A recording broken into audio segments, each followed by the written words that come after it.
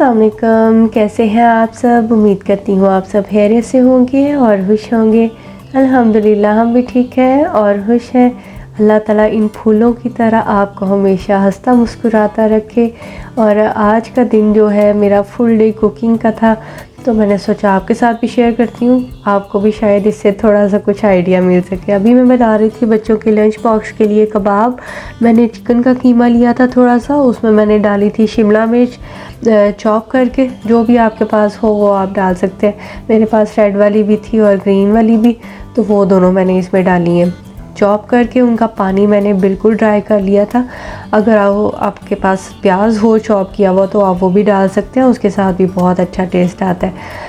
तो लेकिन वो सारी चीज़ें जो है शिमला मिर्च प्याज वगैरह, उनका पानी आपने अच्छी तरह से निचोड़ के तो फिर आपने कीमे में डालना है। और फिर नमक मिर्च हल्दी वगैरह जो भी आपको डालना है वो डाल के तो आप शेप बना के इस तरह फ्रीज़ कर लें। तो जी साथ में बना रही थी दही बड़े, और मूंग की दाल के मैं ज़्यादातर नहीं बनाती, बेसन के बनाती हूँ क्योंकि मेरा ग्राइंडर हुआ हुआ है ख़राब। तो अब चीज़ ख़राब हो तो बंदा कुछ खाना तो नहीं छोड़ सकता ना तो मैं बेसन के बना लेती हूँ क्योंकि बच्चों को बहुत ज़्यादा पसंद है। और गर्मी में फिर ऐसी कोई ठंडी ठंडी चीज़ हो ना तो मज़ा भी आता है।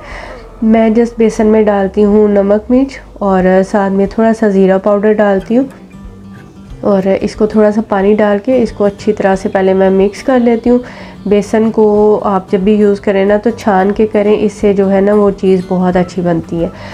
तो जी इसमें मैं डालूँगी बेकिंग सोडा भी, लेकिन वो बिल्कुल जब ये मैंने बनाने होंगे दही बड़े तो तब डालूँगी। लेकिन ये जो बेसन है इसको मैं मैरिनेट करके, मतलब मिक्स करके पानी के साथ तो मैं रख दूँगी, साथ साथ मैं दूसरे काम करती रहूँगी, तो फिर भी ये बहुत अच्छी तरह से ना फूल जाता है। तो ये देखें इतना पानी डालना है आपने कि ये इस तरह का मतलब नज़र आए।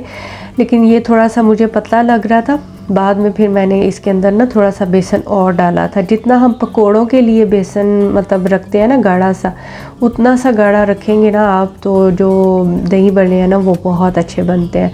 लेकिन जब आपने इनको बिल्कुल फ्राई करने लगना है तब आप इसमें बेकिंग सोडा डालिएगा। पहले डालेंगे ना तो वो उसका जब खाने लगेंगे तो अजीब सा टेस्ट हो जाता है। साथ में मैं बना रही थी पोटैटो चीज़ बॉल। तो इसके लिए मैंने 2 पोटैटो लिए थे, उनको बॉईल करके अच्छी तरह से मैश कर लिया था। फिर इसमें मैंने डाला था ऑरिगेनो और साथ में डाला था सॉल्ट, और थोड़ा सा डाला था इसमें ब्लैक पेपर, और साथ में इसमें डाली थी मैंने मोज़रेला चीज़। बस ये इतनी सी चीज़ों के साथ ये इतने मज़े के कटलेट बनते हैं ना कि बच्चे अपने लंच को बहुत अच्छे से एंजॉय करते हैं और बिल्कुल लंच ख़त्म करके आते हैं। तो ये कबाब और कटलेट वगैरह मैं बना के फ्रीज़ कर लेती हूँ और सुबह जस्ट बस बच्चों को फ्राई करके देती हूँ, या मैं इसको ओवन में थोड़ी देर कर लेती हूँ। ज़्यादातर मैं इनको फ्राई करके रखती हूँ ताकि सुबह जस्ट मुझे ओवन में गर्म करके बच्चों को देना पड़े। तो इन सब चीज़ों को अच्छी तरह से मिक्स करके तो जैसी भी शेप आपके बच्चों को अच्छी लगती है वो बना लें। बच्चों को नगेट्स वाली शेप पसंद है, इसलिए मैं अपने बच्चों को वो वाली शेप बना के देती हूँ।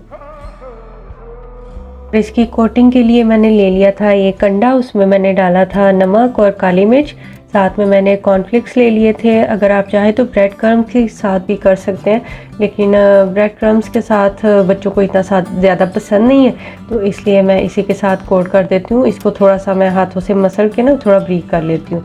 पहले अंडे में उसको डिप करती हूँ और फिर इसके अंदर कॉर्नफ्लेक्स के अंदर मैं कर लेती हूँ।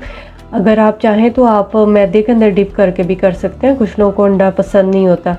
तो बस ये इनको फिर मैं हल्का सा फ्राई कर लेती हूँ क्योंकि अंदर से तो वो बिल्कुल सारी चीज़ें पकी होती हैं। तो ये बहुत मज़े के कटलेट बनते हैं और बच्चों को बहुत ज़्यादा पसंद आते हैं। ये रेसिपी आप ज़रूर ट्राई करिएगा। और साथ में मैंने बना लिए थे कबाब, इनको भी मैं बना के तो फिर मैं फ्रीज़ कर देती हूँ। तो जस्ट सुबह फिर बस एक निकालती हूँ और उसको ओवन में गर्म करके बच्चों को टिफ़िन के साथ, और भी कोई चीज़ देनी हो तो उसके साथ मैं फिर बच्चों को ये दे देती हूँ। साथ मैंने कढ़ाई में बनने के लिए रख दिए थे भल्ले, और बिल्कुल थोड़ा सा मैं ऑयल डालती हूँ क्योंकि जो ऑयल जो होता है ना वो बाद में यूज़ नहीं हो पाता, तो इसलिए मैं फिर थोड़े थोड़े ऑयल में चीज़ बनाती हूँ ताकि अगर थोड़ा ऑयल बच भी जाए तो जस्ट उसी दिन के खाने में ख़त्म हो जाए, मुझे दोबारा से उसी ऑयल में किसी चीज़ को फ्राई ना करना पड़े। तो ये एक जो टेबल स्पून होता है जिसके साथ हम खाना खाते हैं, बस वो मैं थोड़ा थोड़ा ऑयल के अंदर डाला था उसी स्पून के साथ। तो ये खुद ब खुद ऐसे फूल जाते हैं। आपने ध्यान रखना कि जब आप इसको बल्ले बनाने लगते हैं तभी आपने उसके बेसन के अंदर बेकिंग सोडा डालना है, तो फिर ये बहुत अच्छे इस तरह से फूल भी जाते हैं और इनका टेस्ट भी ख़राब नहीं होता। और फिर इनको भी ठंडा करके मैं ज़िप लॉक बैग में डाल के फ्रीज़ कर लेती हूँ। और जब इनको बनाना होता है तो 1 घंटा पहले निकाल के नॉर्मल पानी में मैं इसको भिगो देती हूँ। अगर ज़्यादा जल्दी हो तो फिर आप इसको गर्म पानी के अंदर 10-15 मिनट पहले भिगो लें, क्योंकि जब फ्रीज़ किए होते हैं ना तो उसको थोड़ा सा टाइम लग जाता है ठीक होने में, थोड़ा सा सॉफ्ट होने में। तो बस फिर निचोड़ के आप इसको जब भी दही बल्ले बनाने हो तो पानी निचोड़ के आप उसको यूज़ कर लें, तो बहुत मज़े के दही बल्ले बनते हैं। और ये मैंने बनाए हैं ईद के लिए, ताकि अभी से मैं सारी जो है ना ईद के काम वो कर लूँ, ईद पे मुश्किल ना पड़े। वैसे भी आजकल मैं बहुत बिज़ी हूँ, इसलिए मैंने सोचा कि मैं खाने की ग्रेवी वगैरह भी बना के रख देती हूँ। अगर ग्रेवी बनी हो ना तो खाना बहुत इजी बन जाता है। तो आज भी मेरे पास टाइम कम था, अभी मैंने ज़ैद को भी लेने जाना था स्कूल से, तो मैंने फ्राई करके प्याज या चॉप करके मैंने ग्रेवी नहीं बनाई है, मैं इसकी ग्रेवी बना रही हूँ प्रेशर कुकर में। इस तरह भी ये बहुत अच्छी ग्रेवी बन जाती है। टमाटर को मैंने ऐसे 2 पीसीज़ में या 4 पीसीज़ करके ना तो इनको फ्रीज़ कर लेती हूँ और किसी ज़िप लॉक बैग में डाल के ना तो फिर रख लेती हूँ। तो जी प्रेशर कुकर में मैंने 4 दिन के खाने के लिए किया है, ये ग्रेवी बनाई है। तो मैंने 5 लिए हैं अनियन, उसमें मैंने 3 टमाटर डाले हैं, थोड़ी सी नमक मिर्च हल्दी चिली फ्लिक्स डाले हैं और आधा कप पानी डाल के तो मैंने इसको प्रेशर लगवा लिया था। और फिर इसका जब पानी बिल्कुल मुझे लगा कि ड्राई हो गया, फिर इसको मैंने चम्मच से ना हल्का हल्का सा बस इसको प्रेस किया, तो ये बहुत अच्छी सी जो प्याज है ना ये घुल गई थी। और जब ये सारी चीज़ें मुझे लगा कि अब पिस गई हैं, तो फिर मैंने इसमें 2 चम्मच जस्ट डाला था ऑयल और इसको मैंने अच्छी तरह से भून लिया था। और फिर उसी प्रेशर कुकर में मैंने थोड़ा सा मसाला रहने दिया था और उसमें मैंने डाले थे आलू इस तरह काट के और अरवी, क्योंकि मैं बना रही थी आज 2 दिन का खाना, क्योंकि कल का दिन भी मेरा बहुत बिजी है, मुझे खाना बनाने का टाइम नहीं मिल रहा था, तो इसलिए मैंने सोचा कि आज ही ग्रेवी बना के खाना बना के रख देती हूँ। तो ये इस दफ़ा मैं लेके आई थी लहसुन अदरक का पेस्ट, तो उसको मैंने जो 1 टेबल स्पून है वही खाने में डालती हूँ। तो उसी हिसाब से मैंने प्लेट में इस तरह 1 टेबल स्पून के हिसाब से इस तरह मैंने प्लेट में निकाल लिया था। अब इस प्लेट को मैं रख दूंगी फ्रीज़र में, और जब ये अच्छी तरह से फ्रीज़ हो जाएगा तो इन सारे जो क्यूब्स बन गए ना इनको निकाल के तो मैं फिर ज़िप लॉक बैग में डाल के रख दूंगी। उतनी देर में जी सब्ज़ी भी भून गई थी, इसमें डाली थी मैंने मेथी। कभी कभी ऐसा होता है कि हम खाना बनाते हैं, हमने ऑयल काफ़ी डाला होता है लेकिन फिर भी ऑयल नहीं निकलता, तो आप उसमें मेथी डालें और थोड़ी देर के लिए उसका ढक्कन बंद रहने दें, तो आपके खाने का ना बहुत अच्छा सा ऑयल निकल आता है। तो जी ग्रेवी हो चुकी थी ठंडी, जो मैंने प्याज की और टमाटर की बनाई थी। हरी मिर्चें जब मैं खाना बनाती हूँ तभी डालती हूँ, वो फ्रेश ही जो होती है ना उनका टेस्ट तभी आता है। अगर आप ग्रेवी में डाल देंगे ना इस तरह तो फिर उसका टेस्ट नहीं आएगा।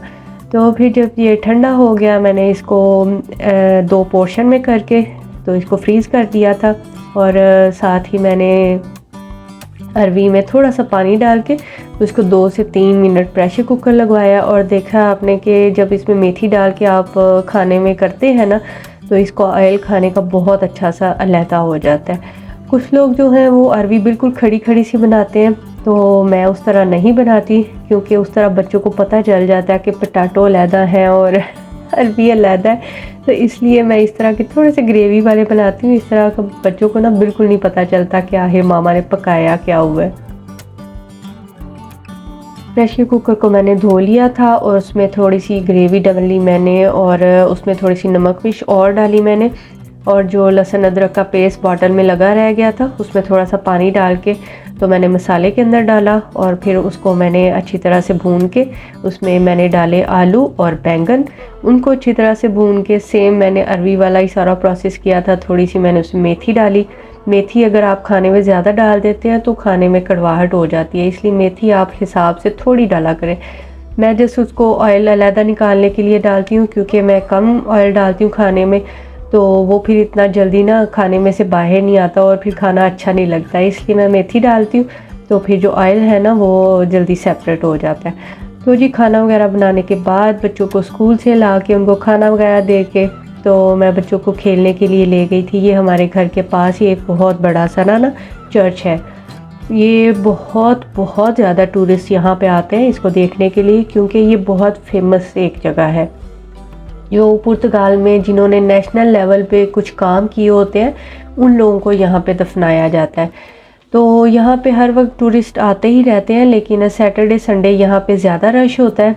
आम रूटीन में भी यहाँ लोग आते हैं। इसके अंदर जाने के लिए टिकट होती है 8 यूरो की, लेकिन संडे को आप यहाँ पे फ्री जा सकते हैं। संडे वाले दिन आप पुर्तगाल में किसी भी म्यूज़ियम का विज़िट करना चाहते हैं या इस तरह किसी चर्च में जाना चाहते हैं तो आपको टिकट लेने की ज़रूरत नहीं होती। संडे वाले दिन सारी जगह जो है ना वो फ्री होती हैं। वैसे तो मैं इतना थक गई हुई थी कि मेरा बिल्कुल भी दिल नहीं कर रहा था बाहर जाने का, लेकिन बच्चों के मोबाइल भी छुड़वाना बहुत ज़रूरी होता है, क्योंकि घर पे रहेंगे तो स्क्रीन देखने के अलावा इनके पास और कोई काम नहीं है, क्योंकि इतने छोटे घर होते हैं, बच्चे खेल भी नहीं सकते। तो इसलिए फिर बच्चों को बाहर लेके जाना बहुत ज़रूरी होता है। तो जी यहाँ पे ये इस तरह की रेड कलर की और येलो कलर की टूरिस्ट बस भी होती हैं। इसके लिए आपको अलहदा से करवाना होता है पास, और ये आपको पूरे लिस्बन का ना टूर करवाती हैं। तो बच्चों को बहुत शौक़ है इसमें भी बैठने का। तो इंशाल्लाह हमने प्लान तो किया हुआ है छुट्टियों में कि हम ये वेकेशन अच्छा खासा घूम फिर के एंजॉय करेंगे। तो ये एक छोटी बस है, ये मिनी बस है टूरिस्ट बस, और इस तरह की बड़ी भी होती हैं, रेड भी है और येलो भी है। तो जी है बच्चों को फिर लेके आई थी मैं यहाँ। बच्चे घूम फिर के खेल रहे थे, और ज़्यादातर बच्चों को यहाँ पे फ़ुटबॉल खेलना पसंद है। जब से ज़्यादा लोग यहाँ आए हैं उन्होंने क्रिकेट नहीं खेला, ज़्यादातर वो फ़ुटबॉल ही खेलते हैं या बैडमिंटन खेलते हैं, क्योंकि जो जैसी जगह पे बच्चे रहते होते हैं तो फिर वो वही खेल खेलना पसंद करते हैं। पुर्तगाल में टूरिस्ट के लिए इस तरह के ये रिक्शे भी होते हैं, मतलब हमारी पाकिस्तान में इसको रिक्शा बोलते हैं या चिंची बोलते हैं, यहाँ पे इसको टुक टुक बोलते हैं। ये बहुत प्यारे होते हैं कि देख के दिल खुश हो जाता है। तो जी बस यही थी पुर्तगाल के बारे में आज की थोड़ी सी इंफॉर्मेशन। और ये है पुर्तगाल के मैंगो, रेड एंड ग्रीन। मीठे होते हैं अगर आप इनको 2-3 दिन फ्रिज में रख दें। तो जी घर आके बच्चों को मैंने फ्रूट्स काट के दिए थे। गर्मियों में बच्चों के लिए फ्रूट्स बहुत ज़रूरी हैं। तो बस ये थी आज की वीडियो। अगर अच्छी लगी है तो लाइक कर दें, चैनल को सब्सक्राइब कर दें, हो सके तो फ्रेंड्स को शेयर भी करते हैं। मिलते हैं नेक्स्ट व्लॉग में, तब तक के लिए अल्लाह हाफिज़।